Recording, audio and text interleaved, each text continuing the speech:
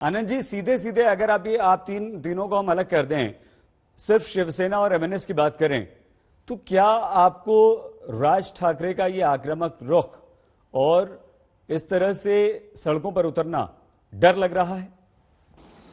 सईद भाई नमस्कार। नमस्कार। सबसे पहले आपको महाराज दिन की बहुत सारी शुभकामनाएं। आपको भी बधाई। और आपको बेस्ट एंकर का अवार्ड मिलने के लिए ढेर सारी शुभकामनाएं। बहुत धन्यवाद। देखिए सईद भाई, ऐसा है कि यह धर्म और अधर्म के बीच का एक युद्ध है। एक तरफ धर्म है, एक तरफ अधर्म है। एक तरफ ए टीम और सी टीम है, एक तरफ शिवसेना है।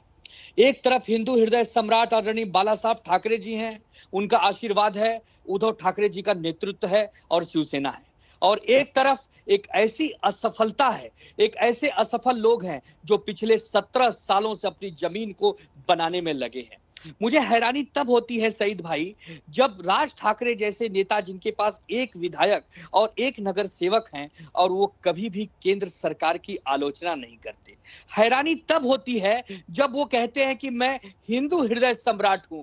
अरे भाई, आपका हिंदुत्व जो है वो पूरी तरह से नकली है। उसका कारण यह है कि जब आप 2007 और 8 में फेरी वालों को, स्टूडेंट्स को, विद्यार्थियों को, रिक्शे वालों को, टैक्सी वालों को मार मार कर, अयोध्या से आए हुए नागरिकों को मार मार कर, पीट पीट कर भगा रहे थे, तब आपका हिंदुत्व कहां सोया था? अब आपको चूंकि बीजेपी के लिए काम करना है, बीजेपी की सी टीम बन गए हैं आप, इसलिए आप शिवसेना को आंखें दिखा रहे हैं। लेकिन मैं आपके माध्यम से देश की जनता को बताना चाहता हूं कि आदरणीय उद्धव ठाकरे जी ही असली हिंदुत्व के पुरोधा है। उसका कारण बताता हूं।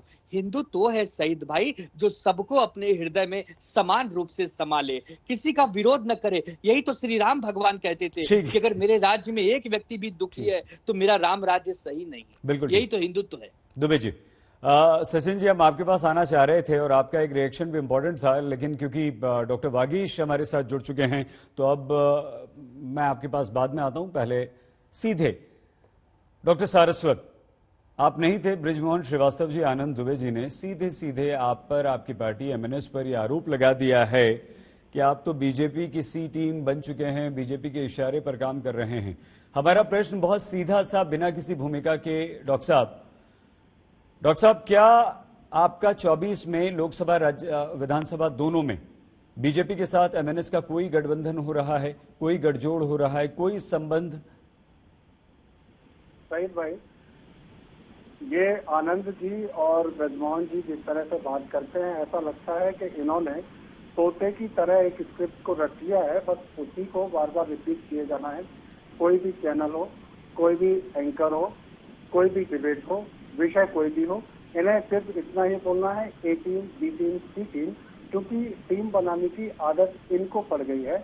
आदरणीय हिंदू हृदय सम्राट बाला साहब ठाकरे के सुपुत्र उद्धव ठाकरे जी ने जब से अपना धर्म परिवर्तन किया है, अपना खतना करा के, सुन्नत करा के सोनिया सेना और शरद पवार की गोद में जाकर के बैठ गए हैं, तब से उनको ना तो हिंदुत्व की चिंता है, ना ही समाज की चिंता है, ना ही देश की चिंता है। सिर्फ उन्हें सत्ता की चिंता है, सिर्फ अपनी चिंता है।